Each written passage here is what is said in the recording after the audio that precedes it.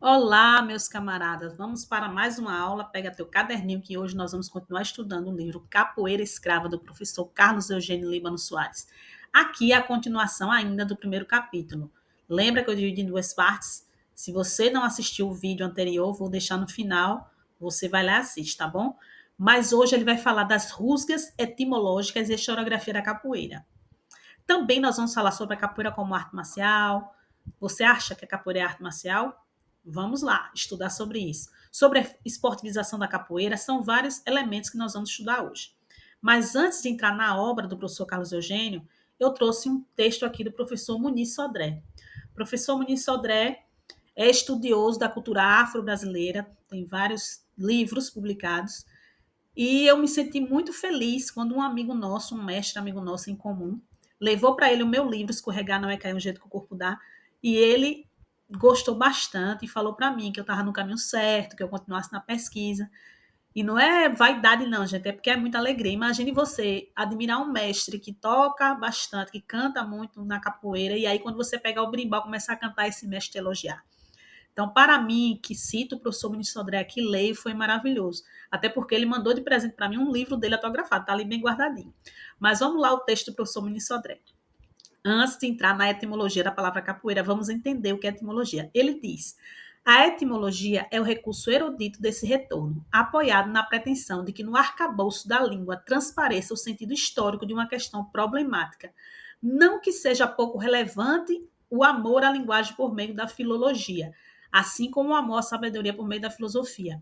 Porém, a ilusão filológica consiste em buscar o sentido do mundo no cerne etimológico da língua hegemônica, ou então em fazer crer que o conhecimento do grego antigo em si mesmo dê acesso ao saber filosófico.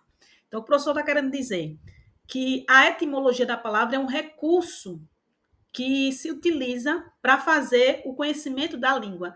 A etimologia é o estudo do vocábulo. E a filologia é o estudo da linguagem. A filologia é mais ampla.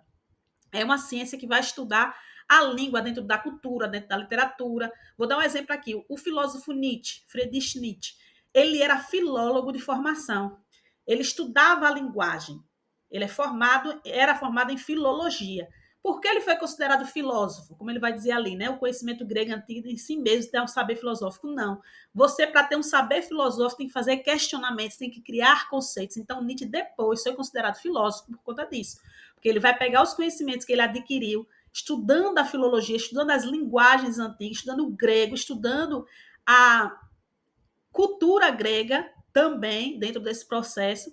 E aí ele começa a criar muitos conceitos, começa a pensar em cima de tudo aquilo que ele estava estudando. Então ele não fica só no conhecimento da linguagem, ele abrange muito. Então por isso ele é considerado também filósofo. O que é que isso tem a ver com capoeira, professora Odalisca? Porque a palavra capoeira, além da questão do nome, né, da gente fazer a junção do nome, ela tem uma questão cultural muito forte, que a gente vai ver mais lá na frente.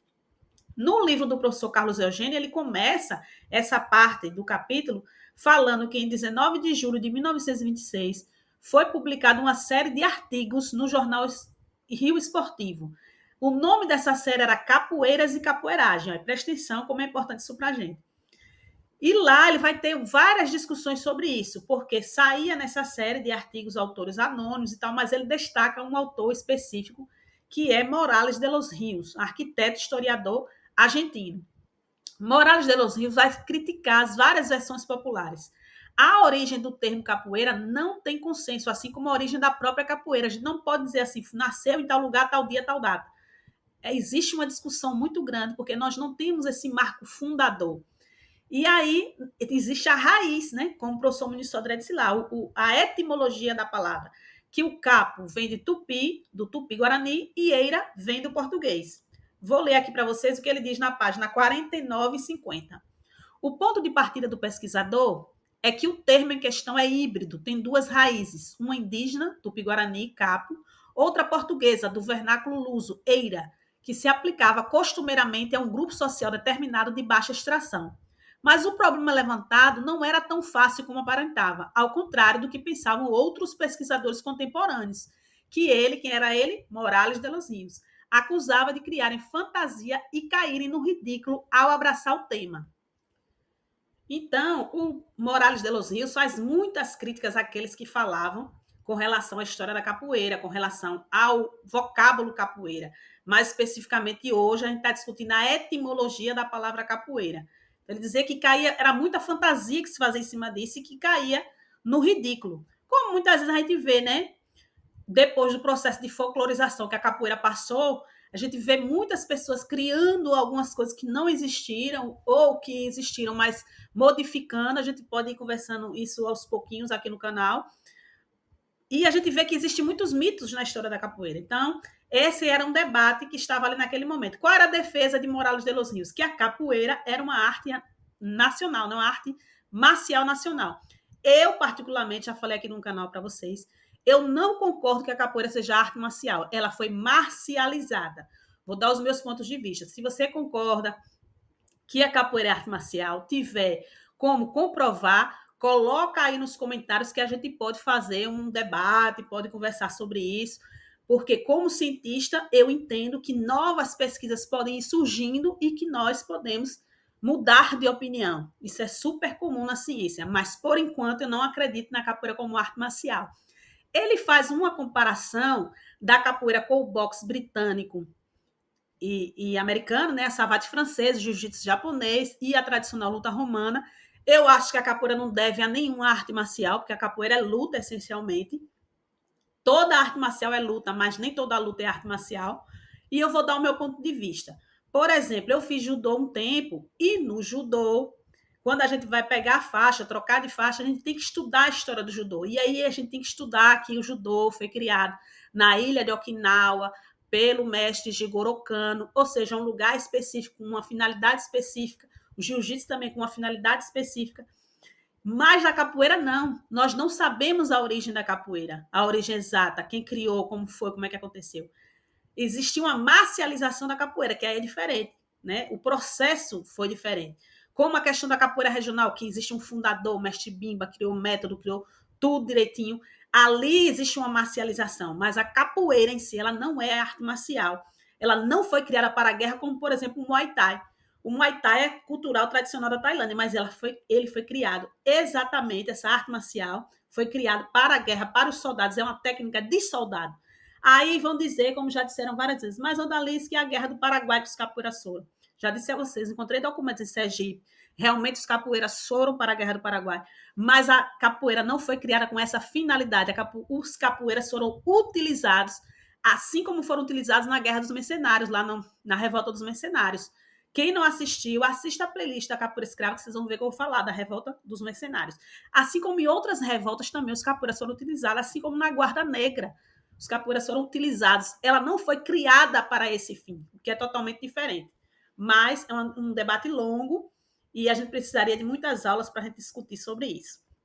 Então, vocês lembram no vídeo passado que nós discutimos sobre a questão da capoeira como esporte, que já vinha um debate desde o final do século XIX, que esse debate vem acontecendo, mas que a capoeira só é reconhecida como esporte pelo MEC com um decreto em 1972. No entanto, isso já vem várias discussões. Uma das questões da capoeira luta e a capoeira não ser arte marcial também é essa falta de consenso dos nomes, dos golpes. Hoje, né, com essa questão das cordas, cada grupo tem sua corda, não é uma crítica a nada. A capoeira é uma cultura popular, cada um vai fazendo o seu, e eu acho lindo essa diversidade. Eu acho maravilhoso. Mas nós tivemos lá em 1969, no Rio de Janeiro, o primeiro encontro nacional de mestres de capoeira para elaborar um inventário de golpes e movimentos. Estava lá mestre Bimba, mestre Pastinha, vários mestres, estou falando esses, né? Para ficar claro que foi algo amplo, de vários, mestre Tapuã, mestre Sena, vamos lembrando aqui, de vários estados. E é interessante que esse debate vinha há muito tempo, mas que a gente só teve esse reconhecimento em 1972. Outro dia, lá no nosso grupo de WhatsApp, teve uma discussão sobre a descriminalização da capoeira. O que é que isso tem a ver? Porque tem tudo a ver com a questão da esportivização. Da capoeira era crime, lembra? Código Penal 1890, artigo 402 a 404. E aí a pessoa lá colocou o texto dizendo que a capoeira foi descriminalizada em 1937. Eu disse, me diga onde está isso, qual o decreto, onde é que está escrito isso? E a pessoa disse, não, livro tal, livro tal. Eu disse, olha, na ciência é assim. As pessoas escrevem, e as pessoas buscam, e a gente vai tentando confrontar, vai. Eu também já falei isso em algum momento. Mas eu comecei a procurar esse decreto, esse lugar onde estava, e nada encontrei. Então, a partir das pesquisas, o que é que eu trouxe dentro do grupo do WhatsApp, estou trazendo aqui para vocês agora, que a capoeira só deixou de ser descriminalizada no novo Código Penal, que foi em 1940.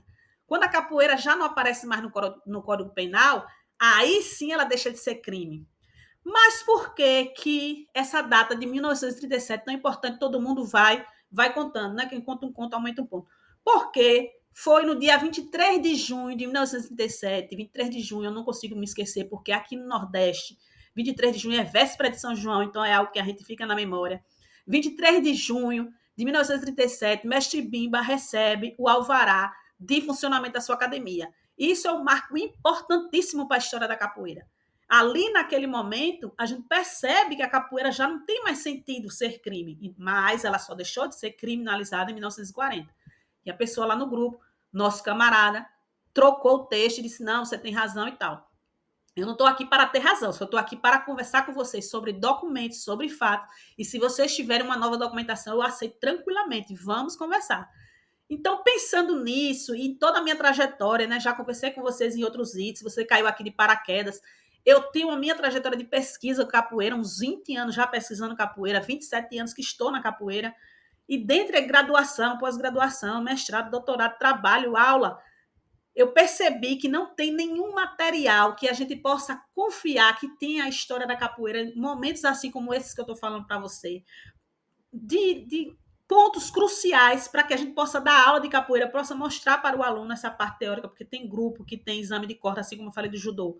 Eu sempre fiz exame de corda com os alunos e nesse exame de corda sempre passei para eles a questão da história da capoeira. E muitos deles traziam coisas da internet que eu via que não era verdade, que eu tinha que estar toda hora falando para eles, isso aqui não é legal, isso aqui não aconteceu, isso aqui não foi dessa forma. Então, pensando nisso, eu criei um e-book para facilitar a sua vida. Vou deixar o link na descrição, você dá uma olhadinha lá para ver se você se interessa, tá bom? Mas vamos fazer uma reflexão que eu acho que é importante, do Winston Churchill. O Churchill foi um primeiro-ministro lá da Inglaterra, naquele momento da Segunda Guerra Mundial, foi muito importante contra Hitler, contra o nazismo, e as reflexões dele são muito boas. Essa daqui eu acho que é importante para a gente. Ele diz bem assim, nós moldamos os nossos edifícios e depois eles nos moldam. Que significa, nós vamos construir a nossa base na capoeira. Eu sou formada, forjada por muita gente, muitos mestres, contramestres, professoras, mestres, mestras, escritores, filósofos, todo esse pessoal me formou para eu chegar até aqui. Então, muita leitura, muita pesquisa. Já falei para vocês, pesquisa de campo, pesquisa no arquivo. E eu vou construindo o meu edifício. Então, meu convite é para que você, capoeira, construa também o seu edifício. Porque depois isso vai ser bom para os seus alunos, vai ser bom para você. Então, coloca aí nos comentários qual é o edifício dentro da capoeira que você está construindo. Capoeira é muito grande e tem espaço para todos e todas. E é uma alegria estar aqui com você, compartilhando tudo isso. Mas nós vamos passar aqui para voltar para o livro do professor Carlos Eugênio. E tem as críticas, né, do Morales de los Rios às várias versões sobre a etimologia da palavra capoeira. O professor Carlos Eugênio vai colocar aí, o que ele chama de uma breve discussão. E eu trouxe alguns pontos aqui para vocês. Ele faz uma crítica principalmente ao significado de mato ralo rasteiro. Porque para ele, os negros, eles não tinham como se abrigar em mato ralo. As guaridas nas matas fechadas dos negros sujões, por exemplo, eram mata alta, né? Não fazia sentido, por isso que eles diziam que caia meio no ridículo. Para quem conhece a Serra da Barriga, né, no quilômetro dos Palmares, eu já subi a serra algumas vezes, e toda vez que eu subia a serra, eu ficava com aquela sensação, né, de ficar olhando na história, de ficar pensando, eu parava em muitos pontos, porque imagina, a serra já está toda invadida, digamos assim, por estradas, né, por várias situações que é importante também, mas a gente ainda olha e vê aquela mata linda, aquele lugar bem alto, né, como o Morales de los Rios fala do altiplano, né, até hoje a gente percebe isso e eu fico fascinada. Me coloca aí para eu dizer, para eu saber, né, de onde vocês estão falando. Coloca nos comentários se você já conheceu, porque às vezes você está fora de Alagoas, mas você conheceu já a Serra da Barriga, já teve essa oportunidade. Quem não teve, vá, né, se tiver oportunidade, vá, porque é maravilhoso. Aí eu fico imaginando, imagina naquela época que não tinha estrada, não tinha nada, né? Como não deveria ser aquilo ali. Mas vamos voltar para aqui. E aí ele faz essa crítica maior, essa questão do mato ralo rasteiro. Mas naquele momento histórico, o que eu percebo com as pesquisas é que essa era uma definição que muitas pessoas falavam, porque quando eu fui fazer a minha pesquisa em Sergipe, eu encontrei nos jornais muita a palavra capoeira, chegou, me animava, né? Mas chegava lá, era sobre mato, sobre roça. Eu dizia, ai meu Deus, desanimava de novo. Outro dia, eu estava fazendo uma pesquisa por conta do doutorado, que no doutorado eu estou fazendo um passeio em todos os locais que tinham pesquisa, né? Acadêmica, pessoas que se pesquisaram. Por exemplo, no meu caso, eu fiz um mestrado, né? Com a capoeira. O Rolo, em Alagoas, também fez, o graduado Rolo fez em, em Alagoas sobre a capoeira também no século XIX. Estou dando exemplo, né? O professor Carlos Eugênio Muro Soares, que a gente está estudando aqui, fez no Rio de Janeiro, outro fez na Bahia. Estou fazendo esse passeio. E eu percebi que no Ceará, por exemplo, não tem pesquisa ainda, né? Por isso eu faço convite a você aí do Ceará, bora para o arquivo, bora fazer pesquisa. E aí o Ceará, lá no Ceará, a abolição da escravatura foi anterior ao resto do Brasil. Isso é muito interessante. Eu disse, vou pesquisar aqui esses jornais do Ceará para ver. Não é que eu encontrei capoeira no Ceará no século XIX, está guardadinho, não fiz análise ainda, depois eu posso passar para você.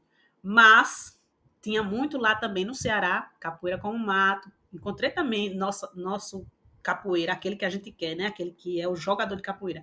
Mas encontrei também muito mato, roça, tá certo? Só para vocês compreenderem que os documentos estão aí, esperando você ir lá pesquisar. Mas no final das contas de toda essa discussão, chega a ser o consenso, né? Que a capoeira é capoeira, né? Igual a carregador de cesto de palha. Por quê? Porque cesto de palha também era uma denominação de capoeira. Na minha pesquisa em Sergipe, eu encontrei uma notícia que dizia que tinha tido um naufrágio e que uma mãe havia salvado a filha em uma capoeira. O que era essa capoeira? Era um cesto de palha que a mãe colocou a filha dentro. A mãe, infelizmente, morreu no naufrágio, né? Ou a gente pega uma notícia dessa no século XIX e ainda se emociona. Como mãe, né? Eu imagino.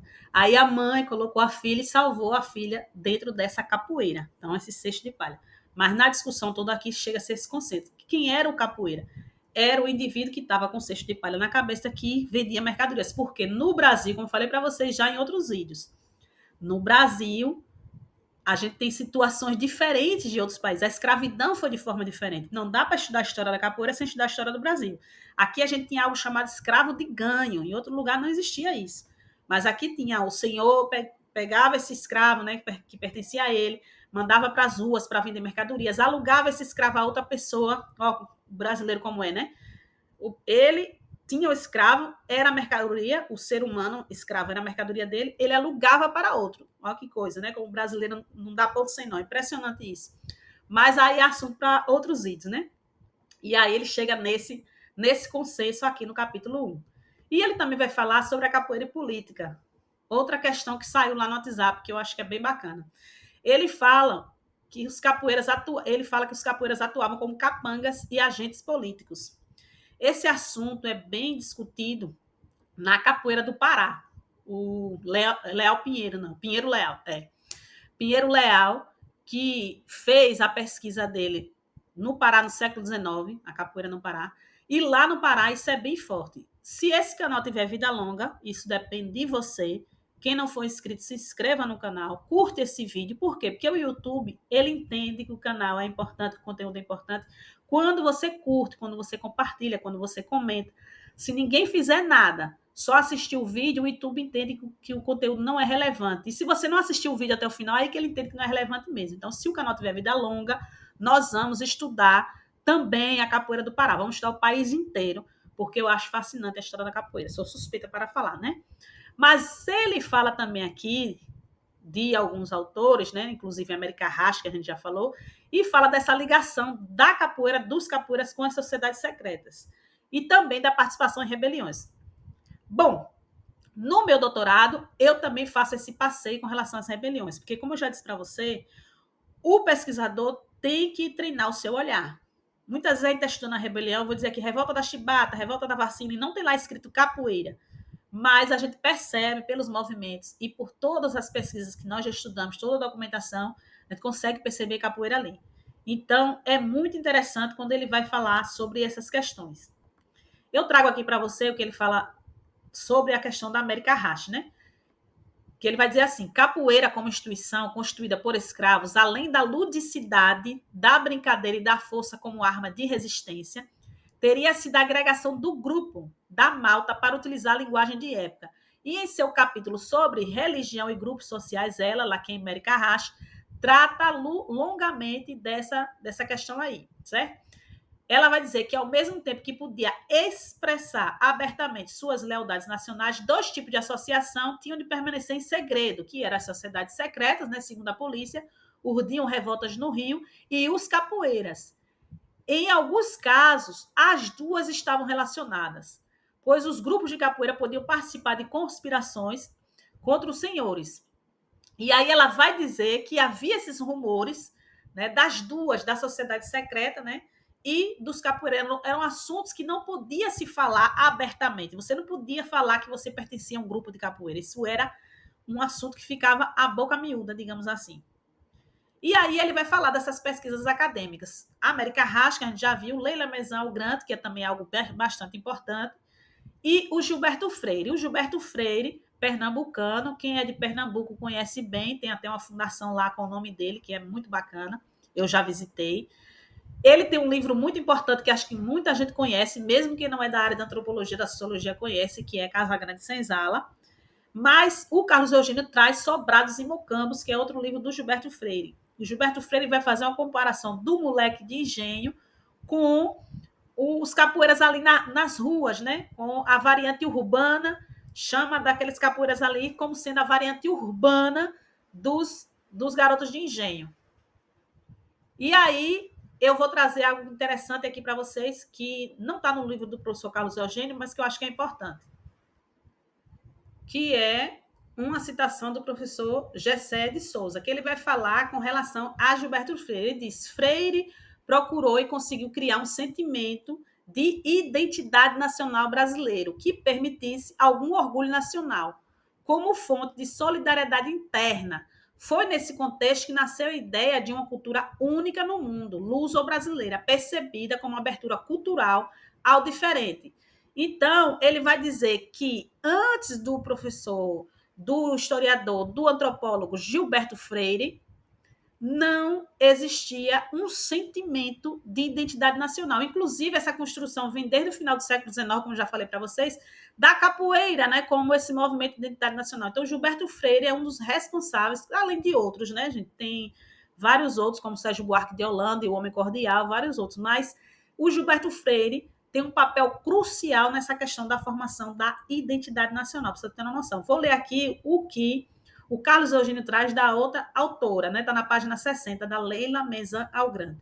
A capoeira era um símbolo da cultura africana, ostentado orgulhosamente pelos escravos nas ruas de Janeiro. Percebam que, ao mesmo tempo que era secreto participar da capoeira, os capoeiras, tinham orgulho de ser capoeira. Então, eles eram presos, como ela diz, né, em pleno dia, por assobiarem como capoeira. Existia uma identificação, né? Por usarem casquete com fitas amarelas encarnadas, tudo isso era símbolo da capoeira. E ela vai falar de um caso específico, José Rebolo, que era escravo e foi preso por usar um boné com fitas amarelas e vermelhas. Ele tinha em seu poder uma faca de ponta. Olha o que eu falei com relação a você ter o olhar de pesquisador. Faca de ponta, navalha, eram coisas que os capoeiras usavam. E ele foi, né, condenado, tomou 300 açoites e foi condenado a 3 meses de prisão. Isso é interessante para a gente discutir que, primeiro, a capoeira como resistência cultural e identidade nacional. Isso é extremamente importante. Segundo, símbolos, colares, citas, tudo que identificava o capoeira. Nessa leitura, eu me lembrei de outra pesquisa, que é a pesquisa do professor Matheus Zica. Ele não é da capoeira, ele é um historiador. Mas no pós-doutorado dele, ele estava pesquisando negros fugidos lá em Minas Gerais, no século XIX. Então, ele pegava os jornais e ia analisar as características desses negros que fugiam, né? E aí ele começou, apesar dele não ser da capoeira, começou a chamar a atenção dele, porque ele, quando começou a pesquisar, ele começou a perceber que muitos desses negros, que o pessoal colocava no jornal assim, negro, retinto, tem um cabelo assim, tamanho tal, e descrevendo a pessoa e dizia bem assim, negro, cuidado, negro capoeira. E ele percebeu que tinha muito disso em Minas Gerais, muito capoeira. E esses capoeiras tinham sinais específicos, que era o quê? Colares de conta que eles usavam, corte de cabelos específico, às vezes talho no rosto. E ele começou a fazer essa ligação e resolveu fazer a pesquisa dele de pós-doutorado com a capoeira, porque ele começou a encontrar muitos documentos. Então, isso é interessante, porque o Carlos Eugênio traz a questão dos símbolos no Rio de Janeiro, já vem o professor Matheus Zica, traz em Minas Gerais, e a gente vai fazendo essas conjecturas. Nesse terceiro ponto que eu trago aqui, a capoeira está ligada a rituais e religiosidades, né? Associado. Por quê? Não adianta a gente ficar esperneando, como muita gente fica. Ah, capoeira tem nada a ver, que não sei o quê. Claro que a capoeira não é religião, minha gente. A gente passa por todo o processo histórico, mas a gente tem a mesma matriz. As religiões como candomblé, umbanda, né, de matriz africana, a gente tem a mesma matriz, que é a matriz africana. Não dá para fugir disso. Mas a religião não é da capoeira, é do capoeira. A mesma coisa é discutir capoeira gospel. Não faz sentido para mim. Às vezes o pessoal está discutindo, não vou entrar na discussão dessa, porque não existe capoeira gospel. O que existe são pessoas que praticam a capoeira e que seguem o cristianismo, nada contra. Cada um vai professar a fé que achar melhor, ou não ter fé nenhuma. Cada um acredita naquilo que acha melhor. Então, eu não estou aqui para falar sobre isso. O que eu quero dizer é que a capoeira é uma coisa, a religião é outra, mas que a gente tinha essa associação historicamente, tinha. E em outros momentos, nem o pessoal do candomblé queria saber da capoeira, porque era marginalizada, era coisa de vagabundo, tinha todo um estigma. Então, a gente precisa entender esses processos históricos para poder não falar besteira, também não ofender as pessoas, porque a gente tem que respeitar todo mundo, a todas as religiões, todos os credos são importantes. Inclusive, na minha pesquisa, né? Eu trabalho com Jorge Amado, e Jorge Amado foi aquele que foi responsável, quando ele era deputado, de colocar na nossa Constituição a liberdade de culto. Então, no Brasil, a partir dessa emenda constitucional que foi colocada por Jorge Amado, quando ele foi deputado, é que o Brasil é livre. Cada um pode professar o culto que quiser, aquilo, acreditar no que quiser. E isso é maravilhoso. Então, são casos históricos, pesquisas locais, né? A pesquisa em Minas Gerais, do professor Zica, a minha em Sergipe, mostra essa presença nacional. Então, não dá para dizer de onde é a capoeira. Da Bahia, de Pernambuco, do Rio de Janeiro, não dá para dizer. A gente não tem como saber. O que a gente sabe é que existe uma presença nacional. Como eu falei, não tem pesquisa científica ainda no Ceará, mas já achei documento.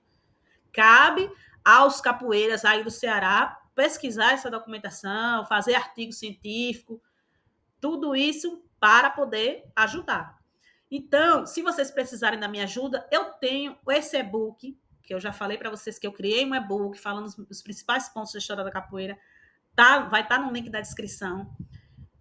Agora, nesse momento, ainda está com a promoção de que você adquirir o e-book, você ganha uma consultoria comigo, já está terminando, que a gente já está conseguindo, né? Só os primeiros é que vão ter isso. O que é uma consultoria, Dalis? Pronto, eu quero pesquisar a capoeira do Ceará no documento, não estou perdido, o que é que eu faço? Então, a consultoria vai ser para isso. Nós vamos marcar um momento em grupo, no Zoom ou no Meet, ainda não sei. E vocês vão fazer as perguntas de vocês. O que é que vocês querem saber? Ah, estou escrevendo um projeto para capoeira na escola, não sei como começar. Eu vou te dar um norte. E aí vocês vão seguir o caminho de vocês. Tá bom, minha gente? Quero agradecer para quem chegou até aqui. Todos os links importantes vão estar na descrição. Dá uma olhadinha lá. Nós estamos estudando aqui a Capoeira Escrava, do professor Carlos Eugênio Líbano Soares. O estudo aqui não substitui a leitura. Se você quiser adquirir o livro, tá no link da descrição. O meu livro é sobre a capoeira em Sergipe no século XIX. Está também na descrição, quem quiser adquirir. E o próximo livro que nós vamos estudar aqui é Capoeiras e Valentões na História de São Paulo, do Pedro Figueiredo Alves da Cunha. Eu acho muito importante, ele conseguiu fazer, né, de 1830 a 1930. E é uma ligação importante que a gente encontra ali com a capoeira de Sergipe, né, com esse momento histórico no século XIX. Então, vai ser o próximo livro que nós vamos estudar. Se você quiser adquirir, você já adquire, nós vamos ler juntos, mas também, como eu já disse, eu li para você. Essa é a nossa série, para te ajudar, para te incentivar a estudar. Lembre-se, capoeira tem que ter propósito, e na roda do conhecimento também tem que ter malícia, tem que ter mandinga, tem que ter dendê. Axé, meus camaradas. Até o próximo vídeo.